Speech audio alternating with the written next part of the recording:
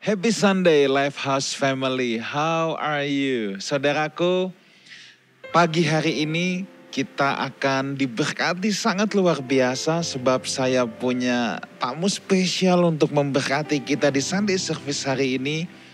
Beliau tentunya sudah tidak asing lagi, tetapi sebelum kita masuk ke dalam Sunday Service kita atau sebelum kita masuk ke dalam kebenaran firman Tuhan, mari kita bersatu di dalam doa. Bapa dalam surga, kami datang dengan rasa lapar dan haus. Kami datang merendahkan hati kami datang merendahkan diri kami untuk siap menerima pembaharuan pikiran yang berasal daripada Tuhan saja. Satu doa kami, benih kebenaran firman Tuhan yang ditaburkan pada kesempatan ini boleh menjadi seperti benih yang jatuh di tanah yang subur, sehingga kebenaran itu boleh berbuah lebat dalam hidup kami. Dalam nama Tuhan Yesus kami berdoa. Amin. Saudara, siapkan catatan saudara, siapkan Alkitab saudara, fokus di 30-35 menit ke depan ini untuk siap dengan rasa lapar dan haus menyambut kebenaran firman Tuhan. Saya akan undang seorang koko, seorang sahabat, seorang yang sangat dekat dengan hidup saya sudah cukup lama. Pastor Ruben Ong, please welcome. Ya, thank you Pastor Wigan buat kepercayaan pada di ibadah Sunday Service dari Lifehouse Family pada hari ini. Sebuah kehormatan buat saya, Shalom Bapak Ibu semua. Saya pagi hari ini dengan hati yang penuh antusias, tentunya seperti yang sering saya katakan, tidak datang dengan sok tahu, sok hebat, sok paling pintar, sama sekali enggak. Tapi saya ingin berbagi buat kita semua, untuk kita kembali memikirkan beberapa prinsip penting yang harus kita bangun. Buat saya adalah esensi jauh lebih penting daripada semua aksesoris. Aksesoris bisa berganti, aksesoris bisa hilang, tapi yang namanya esensi itu adalah kehidupan itu sendiri. Ya, nah kalau suka judul khotbah hari ini saya ingin bicara share tentang bagaimana sih kita memiliki sistem yang kita bangun untuk kita punya pertumbuhan dalam kedewasaan dalam Kristus. Kalau saya bilang sistem di sini itu tidak ada hubungan dengan birokrasi yang rumit, bukan itu. Tapi ini life system, ini adalah sistem organisme, sistem kehidupan tentunya. Nah, kata sistem sendiri itu adalah definisinya keterpaduan kepercayaan untuk kita ini melakukan sesuatu demi kemajuan supaya kita tetap bertumbuh kuat di dalam Tuhan. Jadi ada keterpaduan kepercayaan, itu ada unsur iman tentunya di situ. Nah, kita coba akan melihat sama-sama Bapak Ibu semua di kitab 1 Korintus pasal yang ke-13. Which is ini bicara soal love, ini adalah soal kasih. Sebab ini penting sekali untuk kita cermati. Kalau kita melihat ayat yang ke-10 sampai ayat yang ke-13, saya akan bacakan buat Bapak Ibu semua. Tetapi jika yang sempurna tiba, maka yang tidak sempurna itu akan lenyap. Ketika aku kanak-kanak, aku berkata-kata seperti kanak-kanak, aku merasa seperti kanak-kanak, aku berpikir seperti kanak-kanak. Sekarang sesudah aku menjadi dewasa, aku meninggalkan sifat kanak-kanak itu. Karena sekarang kita melihat dalam cermin suatu gambaran yang samar-samar. Tetapi nanti kita akan melihat muka dengan muka. Sekarang aku hanya mengenal dengan tidak sempurna. Tetapi nanti aku akan mengenal dengan sempurna seperti aku sendiri dikenal. Demikianlah tinggal ketiga hal ini, yaitu iman, pengharapan, dan kasih. Dan yang paling besar di antaranya ialah kasih. Yang setuju katakan amin. Ya. Nah, Bapak Ibu, kalau kita melihat ada kata yang diulang-ulang, yaitu kata perfect atau kata sempurna. Nah, kata sempurna sendiri dalam bahasa Yunaninya itu memakai kata teleos. Teleos itu artinya bertumbuh dewasa dalam semua aspek kehidupan. Jadi holistik ya, baik itu kerohanian, mentalitas, kemudian fisikal kita, kemudian dalam skill kita, kemudian dalam mengelola waktu ya dan sebagainya. Semuanya seluruh aspek. Nah, saya kalau melihat jemaat Korintus, jemaat ini sering di-rebuke ya oleh Paulus. Karena sebetulnya kalau kita melihat misalnya di 1 Korintus pasal 3, itu Paulus itu investasi untuk equip jemaat ini, itu lamanya 4 tahun. Waktu dia berkata, waktu itu aku datang, aku belum bisa bicara dengan kamu seperti kepada manusia rohani karena kamu masih kanak-kanak, ya. Kamu belum bisa menerima makanan keras, kamu hanya bisa minum susu, ya. Nah, sekarang aku pun datang, ternyata kamu masih belum berubah juga. Nah, jarak antara waktu itu dengan sekarang itu jaraknya adalah 4 tahun. Bayangkan kalau kita melihat jemaat Korintus, ini adalah jemaat yang diperlengkapi oleh banyak orang hebat secara ministry. Ya, sebab di situ ada Apolos misalnya, seorang yang fasilida. Ada juga Kefas atau Petrus yang datang juga untuk equip jemaat ini. Tapi ternyata kalau kita melihat juga misalnya, kota Korintus kota yang sangat maju, metropolitan lah waktu itu ya. Ada 2 port, ada 2 pelabuhan yang luar biasa. Filsuf banyak di kota itu. Kemajuannya luar biasa. Bahkan jalannya menurut para ahli Alkitab itu berasal dari marmer yang dilalui kereta. Nah, tapi ternyata itu semua tidak menjamin. Ya, tidak menjamin.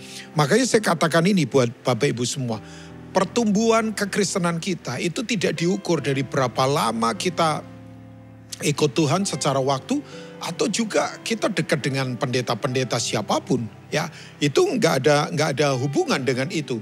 Karena pertumbuhan itu hanya dimulai waktu kita berani meninggalkan, nah ini dia yang tadi ayat 11 katakan, sifat kekanak-kanaan untuk kemudian kita ada di kedewasaan tentunya. Nah, kalau kita bicara tentang sifat kanak-kanak, ada satu prinsip begini ternyata. Menjadi tua itu tidak otomatis membuat orang jadi dewasa.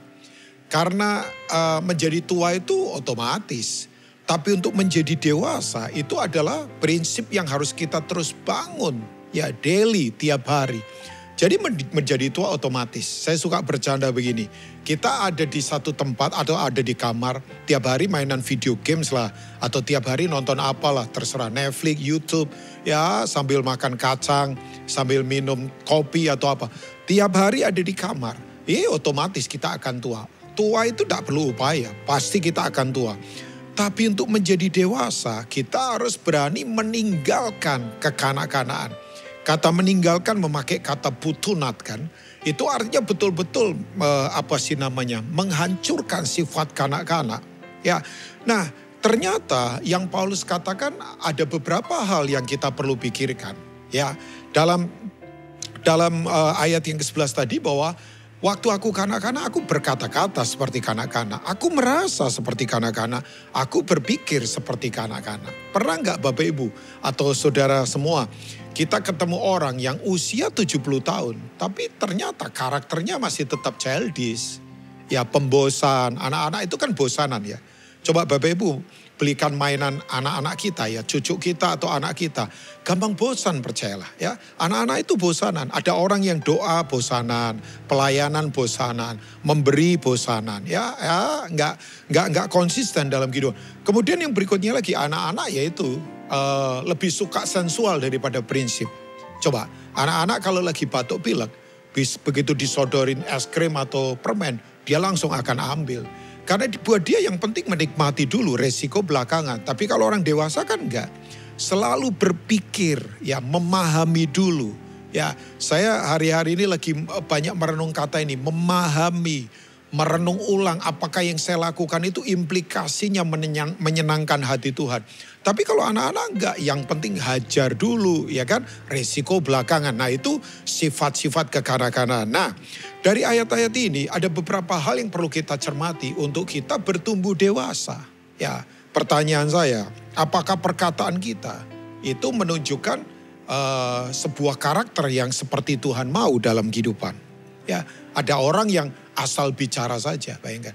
Makanya Bapak Ibu kalau mau lihat sistem hidup seseorang, lihatlah sistem cara dia berkata-kata.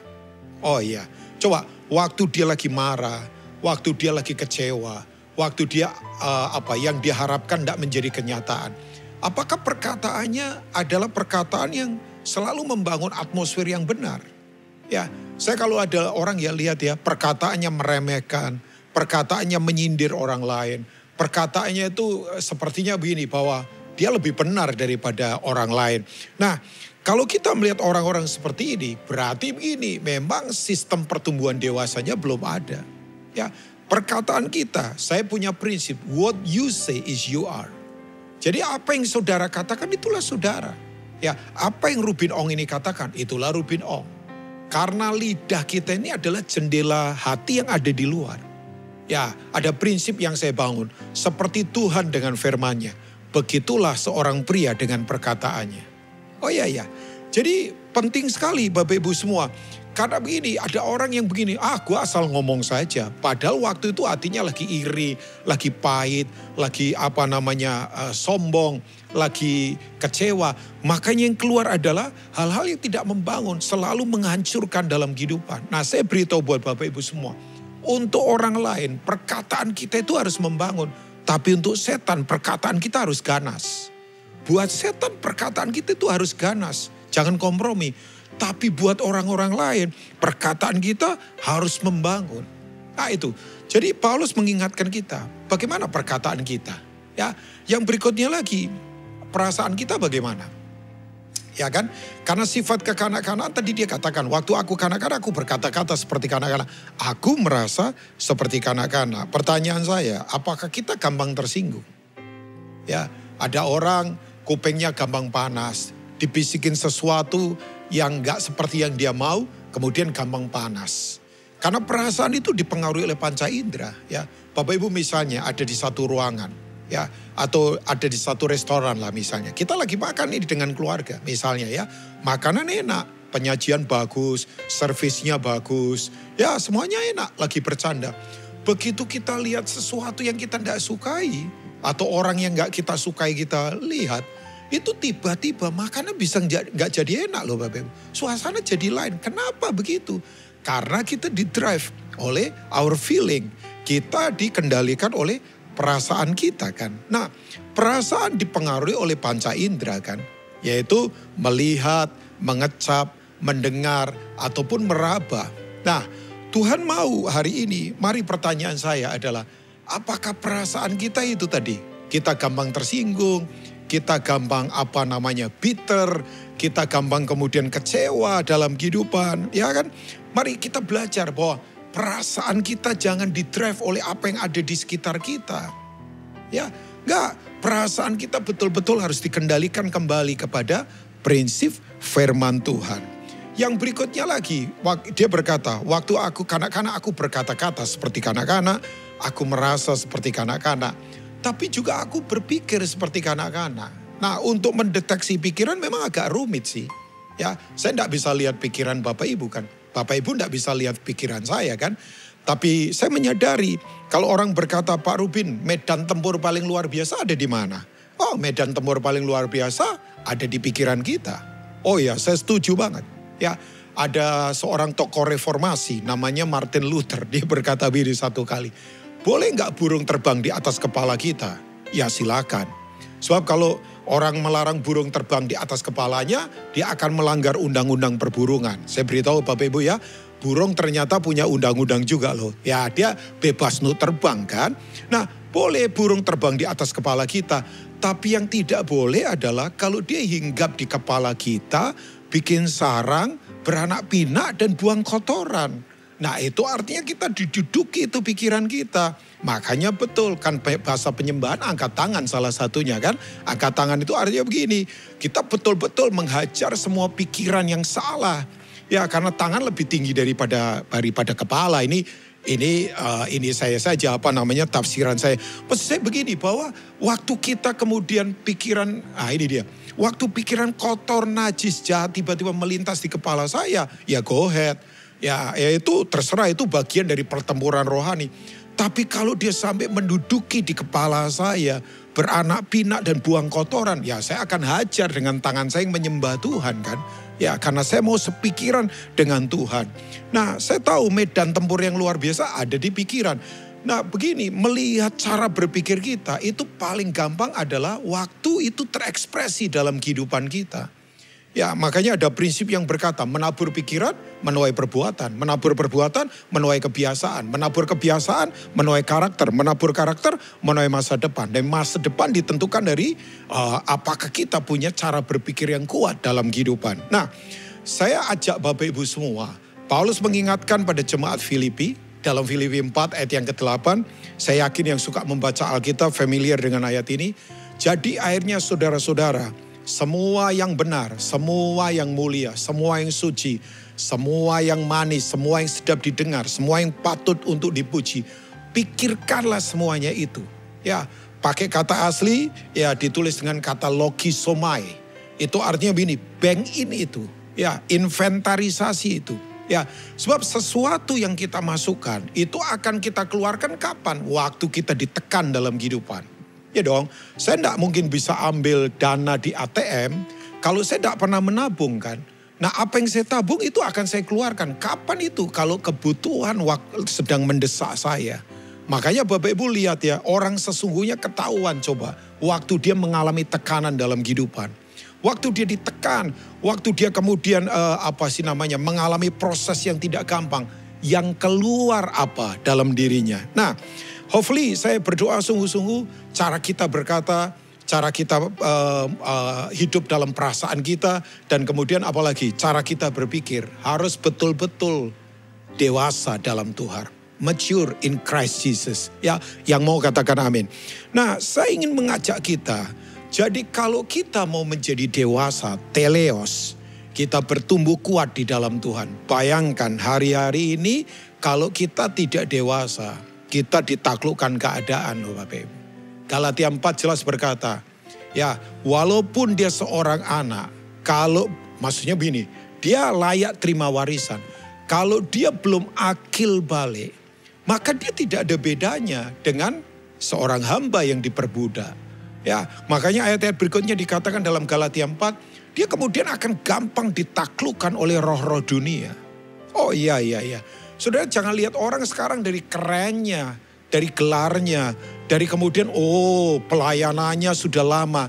Gak ada jaminan percayalah. Pak Rubin ngomong begitu gampang misalnya Bapak pengkhotbah. Gak ada hubungan Bapak Ibu. Oh iya, saya sesungguhnya akan kelihatan dari cara saya berkata, dari cara saya mengelola perasaan, dari cara saya berpikir dalam kehidupan. Makanya betul, pikiran kita jangan jadi hutan yang liar. Pikiran kita mesti jadi taman yang terawat. Sebab kalau hutan nanti yang ada adalah semua binatang buas ada di situ. Tapi kalau taman terawat ya memang dirawat kan. Terserah mau taman bunga atau taman buah. Tapi butuh bayar harga memang untuk kita terus rawat tiap hari dengan kekuatan Tuhan. Nah, hopefully sungguh-sungguh jemaat yang ada di Life House Community ini, saya berdoa sungguh-sungguh. Yuk memiliki sistem pertumbuhan yang kuat dalam kehidupan. Sekali lagi saya definisikan tadi sudah ya, bahwa sistem itu adalah keterpaduan kepercayaan. Untuk kita melakukan sesuatu demi kemajuan ke depan, supaya Tuhan dipermuliakan. Di masa pertempuran seperti sekarang ini, jadilah dewasa di dalam Tuhan. Ya, saya tidak ada hubungan berkata soal gelar, soal kemudian umur, soal fasilitas, bukan itu Bapak Ibu ya. Tapi ini soal apa yang ada di dalam kita. Pernah nggak lihat orang, kelihatannya kedudukannya hebat, perlente, keren. Begitu ditekan satu titik, ketahuan aslinya. Karena begini, ternyata dia tidak bertumbuh dewasa. Nah, saya ingin mengajak Bapak Ibu dan saudara semua yang ada di Life House Community ini, saya ingin berbagi ada beberapa sistem pertumbuhan yang harus kita bangun. Yang pertama, sederhana kok, saya tidak rumit-rumit. Yang pertama adalah begini, kasih. Kasih adalah sistem pertumbuhan yang tidak akan bisa dikalahkan oleh apapun. Makanya betul, saya sering mericek diri saya. Apa yang saya katakan, apa yang saya rasakan, apa yang saya pikirkan, apakah selalu bermuara dari kasih? Ya, sebab kalau itu tidak ada pada saya, ya berarti saya tidak akan dewasa dalam kehidupan. Ya, nah saya percaya begini Bapak Ibu semua. Kasih itu kekuatan yang memang tidak terkalahkan oleh apapun. Makanya ada satu rekan saya berkata begini, ya saya setuju sekali. Dia berkata, kasih itu adalah respon ilahi terhadap apa saja yang terjadi di dalam kehidupan kita. Jadi apa saja, makanya kasih itu panjang sabar. Karena orang di sekeliling kita itu coba membuat kita tidak sabar loh, bayangkan. Ya, kata panjang sabar itu kan sabar yang ditarik-tarik sampai panjang. Ya, dalam bahasa Inggris kata panjang sabar ditulis kata long suffering kan, panjang sabar. Saya suka bercanda, kalau mau punya long suffering, ya harus mengalami suffering yang long. Ya, wah itu nggak enak banget tuh. Proses yang panjang banget tuh, kayak saya punya keponakan, katanya dokter ususnya panjang.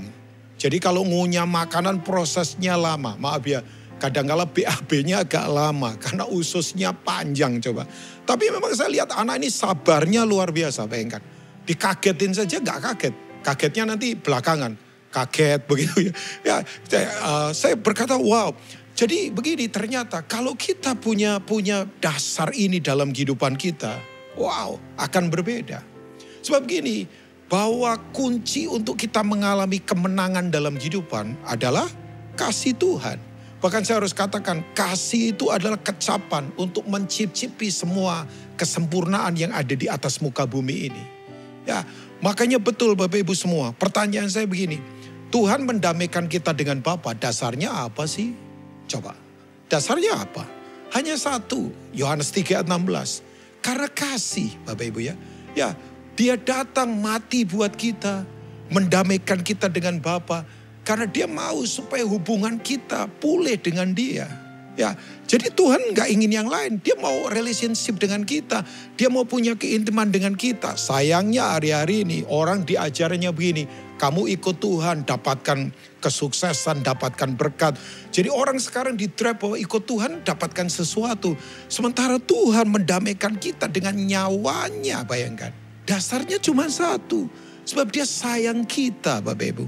Kalau orang bertanya begini, sampai hari ini bisa bertahan di dalam pelayanan. Kuncinya apa Pak Rubin? Kuncinya satu kok.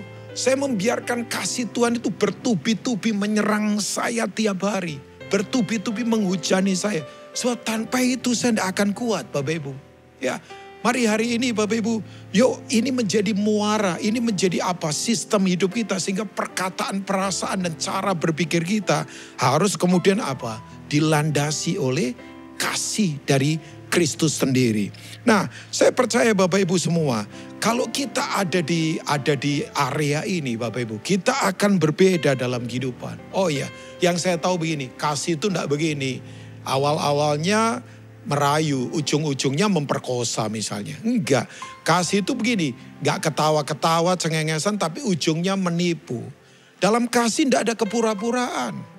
Kasih itu selalu benar, tidak pernah tidak. Ya, kasih itu selalu benar, tidak pernah tidak Bapak Ibu. Kasih itu yang ada adalah ketulusan. Pertanyaan saya, waktu saya lagi bicara sama seseorang, ataupun saya membicarakan seseorang, apakah dasarnya kasih? Pernah nggak ketemu ada orang yang begini, kelihatannya oke-oke waktu kita ketemu, ya ketawa. Tapi di belakangnya kemudian menghancurkan kita. Itu bukan kasih itu Bapak Ibu. Kasih tidak pernah begitu. Makanya betul, kasih itu adalah responnya para pemenang. 1 Yohanes 4 berkata dalam kasih tidak ada ketakutan. Kasih yang sempurna itu melenyapkan ketakutan. Ya, jadi Bapak Ibu, kalau kita hidup dalam kasih, kasih mengalahkan ketakutan. Wah, padahal sekarang saya tahu ketakutan itu betul-betul nyata di depan kita sekarang. Ya, makanya betul ya, ada orang yang takut karena tidak dikatakan sukses, hidupnya nipu dalam kehidupan. Ya, takut bukan hanya soal virus saja, takut bukan hanya soal apa saja, krisis saja yang sekarang sedang terjadi. Tapi banyak orang takut yang kemudian, karena tidak dikatakan hebat. Makanya kemudian itu yang tadi saya katakan, menipu dengan banyak hal yang di luar. Ya, tapi orang yang hidup dalam kasih tidak akan takut, dia otentik, dia apa adanya. Oh iya, seperti sekarang ini Bapak Ibu ya, saya lagi disorot kamera kan, karena memang lagi lagi typing ini ya.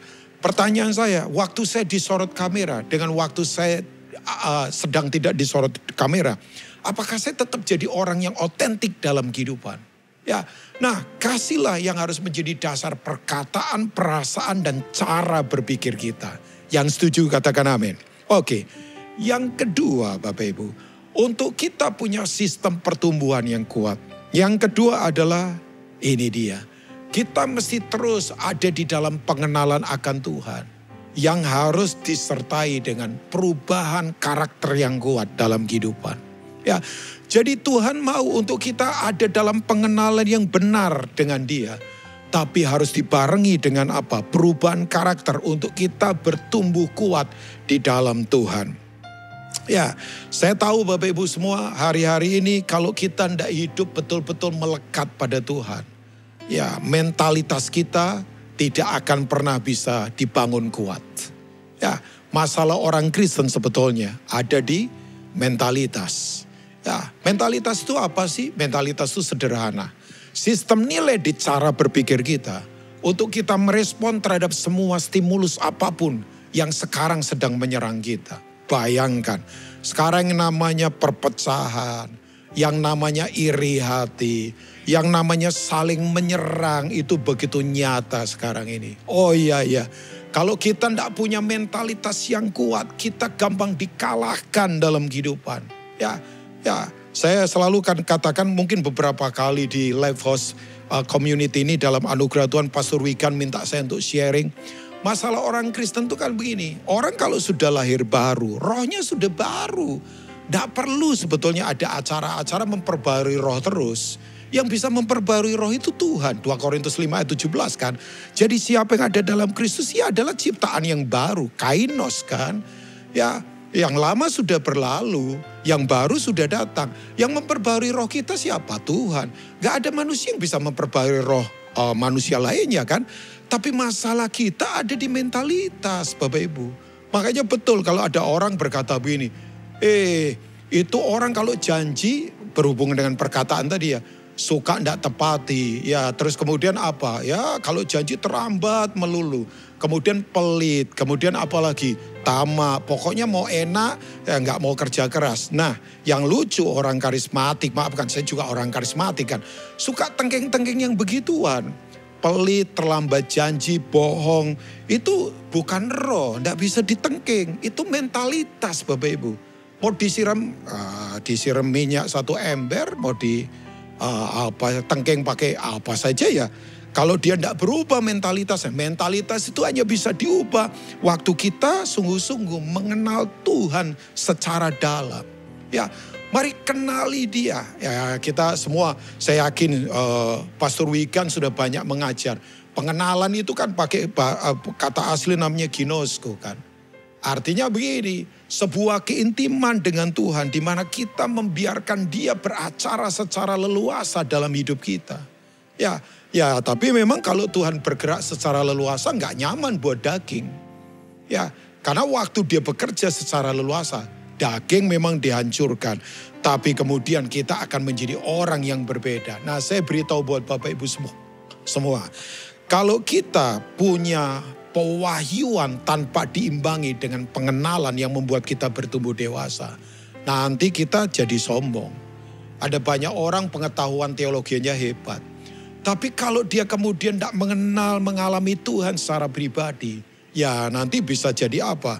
Sombong, merasa diri paling hebat. Bapak Ibu pernah enggak satu kali kita baca cerita di Matius 16? Ya, Yesus kan dengan murid-muridnya ada di daerah Kaisarea Filipi kan. Ya, itu kan, itu ada dewa Banias itu di situ kan. Dewa penyembahan ya. Sebelum mereka kemudian turun ke Betfage masuk ke Yerusalem, Yesus kemudian ditangkap, diadili dan disalibkan. Kita tahu ya. Nah di situ Yesus tanya kepada murid-muridnya, kata orang aku ini siapa? Oh mereka menjawab, katanya salah satu nabi engkau. Nah Yesus bertanya, kata kalian, kata kamu, aku ini siapa? Petrus dong menjawab dengan lantang, engkau adalah the Son of God. Engkau adalah Yesua Masia. Engkau anak Allah yang hidup. Bayangkan, itu murid-murid semua kagum sama Petrus. Tapi Tuhan berkata, Petrus, kamu jangan bangga, kamu nyontek dari sorga kan. Sebab Bapa memberitahu itu kepadamu. Bapak Ibu tahu enggak? Baru beberapa ayat, enggak ganti pasal. Di ayat berikutnya Yesus curhat. Kalau enggak salah di ayat 21 dari Matius 16. Dia berkata begini, kita akan ke Yerusalem. Ya ini dengan bahasa saya. Anak manusia akan ditangkap. Kemudian dianiaya, disiksa. Sampai dihukum mati. Tapi hari ketiga dia bangkit dari kematian. Bapak Ibu tahu, orang yang baru tahu pewahyuan, ya yang disebut dengan kata epiginosko kan. Pengenalan itu ginosko, tapi pewahyuan epiginosko. Baru ngalami pewahyuan, pengetahuan dari sorga. Bapak Ibu begini, langsung seret Yesus. Ya, maaf saya pakai bahasa itu ya. Dia langsung ambil Yesus begitu berkata, Guru, sekali-kali itu tidak akan terjadi kepadamu. Bapak Ibu tahu enggak? Yesus kemudian enggak ngomong, woi thank you ya, kamu bela aku loh, enggak. Langsung diribuk, langsung ditengking. Gak enak banget kata-katanya Yesus. Anyah engkau setan daripadaku. Sebab engkau memikirkan apa yang dipikirkan oleh manusia. Bukan apa yang dipikirkan oleh Tuhan. Ya coba bayangkan, baru kemudian begini, orang mengalami pengetahuan yang begitu hebat, tapi kemudian kalau tidak mengenal dalam dan kemudian setuju dengan Tuhan, yang terjadi begitu Bapak Ibu ya, ya ternyata pengenalan yang tidak diimbangi dengan perubahan karakter. Mungkin menurut saya, Petrus ini gak mau model begitu, kekristenan yang begitu kan. Dia maunya ya Yesus tetap hidup, take over Rome Empire, jadi raja, di mana mau nggak mau dia terseret juga nanti ya, punya kedudukan lah. Nah, kalau kepalanya mati nanti gerbongnya gimana kan? Banyak orang suka begitu di pelayanan. Makanya bela-belain siapa begitu yang jadi cantolannya dia. Sebab kalau orangnya nanti hilang, mereka kehilangan kedudukan juga. Tapi Tuhan berkata begini, hanya engkau daripadaku. Engkau tidak memikirkan seperti yang dipikirkan oleh Bapa. Tapi engkau memikirkan dirimu sendiri. Makanya Bapak Ibu, kalau pengenalan kita tidak diimbangi dengan perubahan karakter, percuma. Oh ya, Pak, tapi orang punya pengalaman lama di pelayanan. Gak ada hubungan Bapak Ibu ya. Nah saya percaya begini, yuk mari kita tetap ada di dalam pengenalan yang dibarengi dengan perubahan karakter. Makanya betul Bapak Ibu, tetap terbukalah dengan masukan orang-orang lain. Ya, tadi di 1 Korintus 13 berkata, kita ini masih melihat gambar dengan samar loh. Sorry ya, teologi kita ini masih samar, belum sempurna. Makanya saya tidak merasa, saya lebih hebat dari Pastor Wigan, enggak lah. Saya justru menganggap Pastor Wigan itu lebih hebat dari saya. Doktor loh bayangkan, secara teologi. Dan usia boleh muda, tapi saya harus banyak belajar. Saya kenal Pastor Wigan sudah cukup lama. Tapi melihat dia punya pertumbuhan hidup. Saya mengamati loh Bapak. Puluhan tahun saya kenal dia. Tapi saya begini, saya harus belajar juga. Saya mesti memberi ruang buat orang lain untuk memberi banyak masukan ke saya. Kalau enggak nanti saya enggak akan berubah dalam kehidupan. Tapi kan kita harus punya batu penguji Pak. Harus. Batu pengujinya apa? Coba lihat moralitasnya benar enggak. Buahnya bagaimana harus. Tapi tetap kita harus saling terbuka satu dengan yang lain. Jangan kemudian begini, kita gampang dikalahkan oleh karakter yang salah. Saya tutup dengan yang ketiga, setelah ini saya akan selesai. Sistem berikutnya yang harus kita bangun, kasih, kemudian apa? Pengenalan akan Tuhan dibarengi dengan perubahan karakter yang kuat. Tapi yang ketiga adalah wisdom, hikmat dari Tuhan. Ya, ini yang membuat kita akan punya apa? Perkataan, perasaan, dan kemudian cara berpikir berbeda. Hikmat nggak ada hubungan dengan sekolah formal. Hikmat itu adalah pola hidup. Katakan pola hidup Bapak Ibu. Pola hidup. Pola hidup apa? Takut akan Tuhan. Ya, kalau Bapak Ibu baca di Yakobus 3 ayat 17. Hikmat dari atas itu pertama-tama murni, peramah, pendamai. Bukan pemarah loh, bukan suka bikin kisru. Kemudian apa? Penuh belas kasihan, buah-buah yang terdiri dari kebenaran, tidak munafik. Peramah, pendamai, tidak munafik, ya belas kasihan itu apa? Itu pola hidup Bapak Ibu. Ya saya harus katakan, bodoh pinter di hadapan Tuhan, itu tidak ada hubungan dengan gelar. Walaupun punya gelar bagus banget kan, kejar gelar. Saya suka dorong anak-anak muda, sekolah yang terbaik. Tapi ternyata bodoh pinter di hadapan Tuhan, itu soal hikmat. Hikmat itu adalah ketajaman cara berpikir Tuhan ada pada kita. Itu yang disebut dengan Sophia. Ya, kata asli itu pakai kata Sophia. Ide dasar pemikiran yang kuat dari Tuhan. Nah Bapak Ibu, orang kalau punya hikmat akan punya strategi. Saya dorong Lifehouse Community baca Amsal yang pasal yang ke-8. Hikmat itu ada di mana-mana. Tuhan bisa pakai siapa saja untuk kemudian begini. Supaya kita punya cara berkata, cara berpikir, dan cara merasakan. Itu betul-betul dikendalikan oleh hikmat dari Tuhan. Hari-hari ini kalau kita tidak hidup dalam hikmat, kita gampang dikalahkan Bapak Ibu ya. Tapi saya berdoa sungguh-sungguh. sistem pertumbuhan ini akan ada pada Lifehouse Community. Saudara, jadilah dewasa dalam Tuhan.